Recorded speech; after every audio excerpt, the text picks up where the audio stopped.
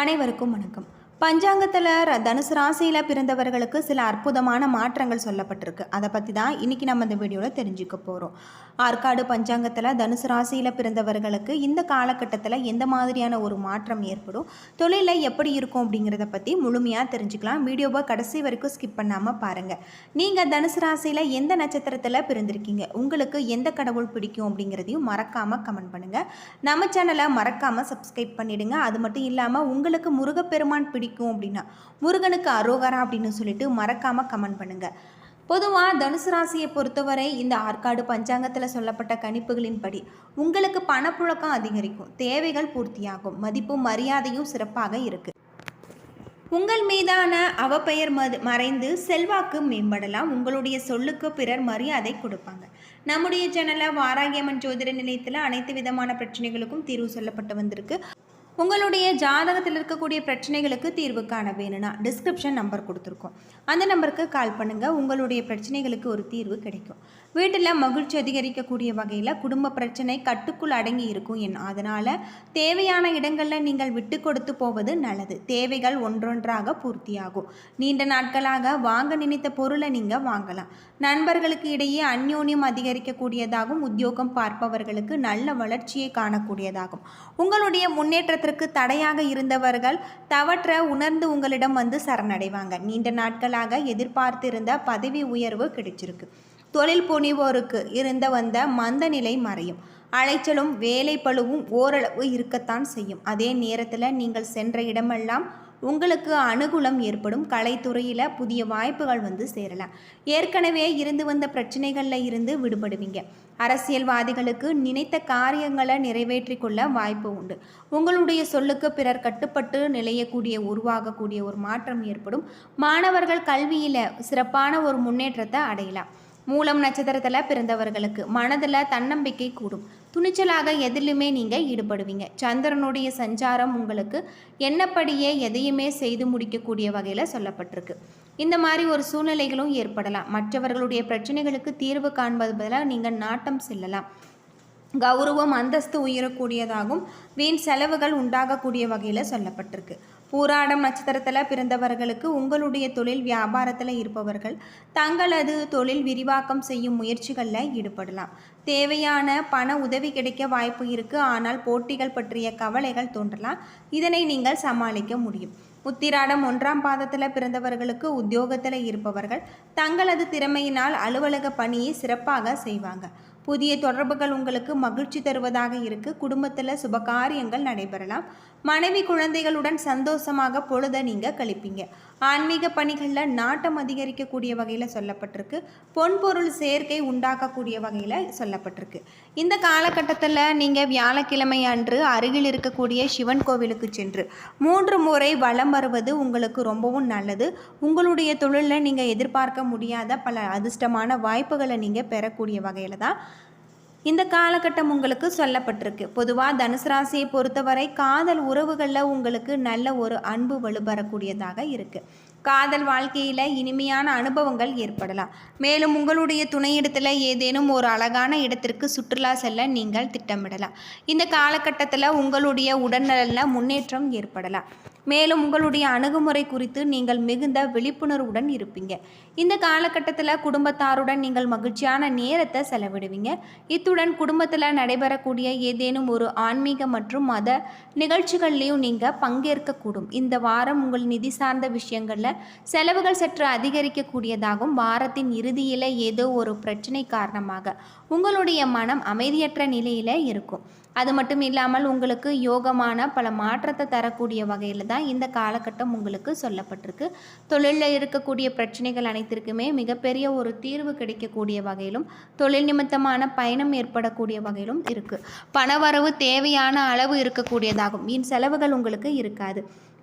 நண்பர்களுடைய சந்திப்பு உங்களுக்கு ஆதாயம் தருவதாக இருக்குது. தந்தை வழி உறவினர்களால் சில பிரச்சனைகள் உங்களுக்கு கூடும். உடல் ஆரோக்கியத்தில் நீங்கள் கவனமாக இருக்க வேண்டும்.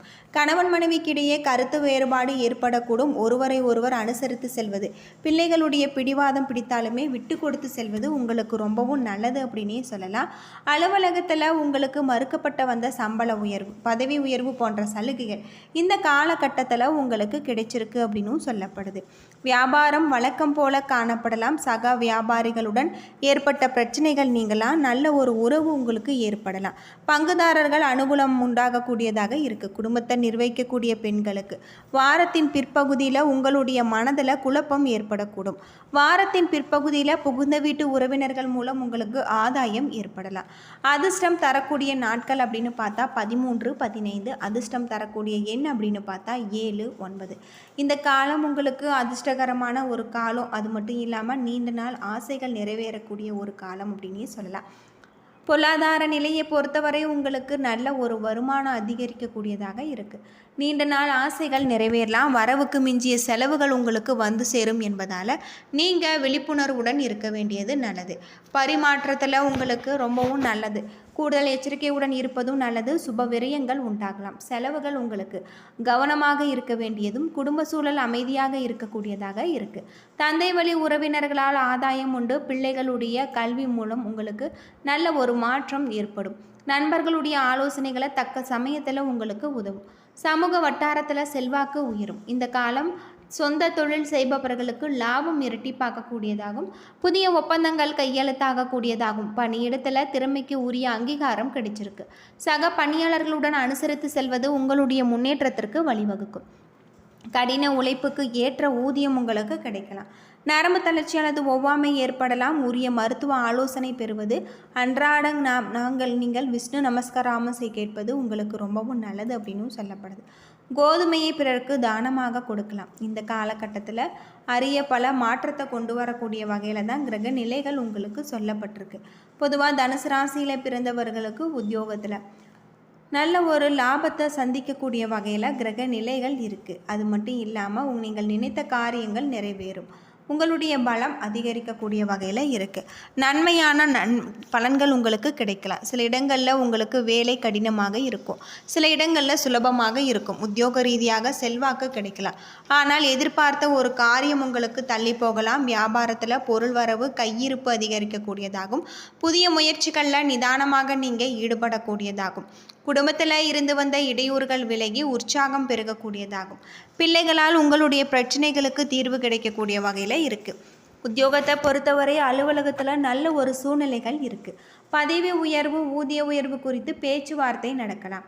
வியாபாரத்தில் மிதமான லாபம் கிடைச்சிருக்கு. தொழிலை மேம்படுத்துவ சரியான ஒரு நேரம். குடும்பத்தில் இருந்த சிக்கல்கள் மறையும். பிள்ளைகளால் பாதிப்பு உண்டாகலாம். நண்பர்களுடைய உதவி கிடைக்கலாம். குடும்பத்திற்கான பொருளாதாரத்தை உயர்த்துவதில் நீங்கள் அக்கறை காட்ட வேண்டும். கலைத்துறையில் புதிய வாய்ப்புகள் கிடைத்து பெருமை அடைவீங்க. புதிய முதலீடுகள்லையும் நிதானமாக இருங்கலாம்.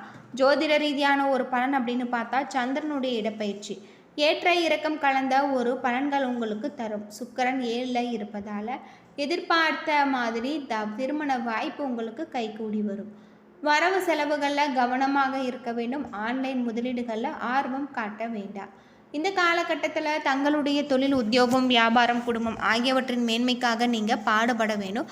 பண விஷயத்திலும் நிதானமாக இருக்க வேண்டும். பெரியோர்களுடைய ஆசி உங்களுக்கு ரொம்பவும் அதிகமாக கிடைச்சிருக்கு அப்படின்னும் சொல்லப்படுது.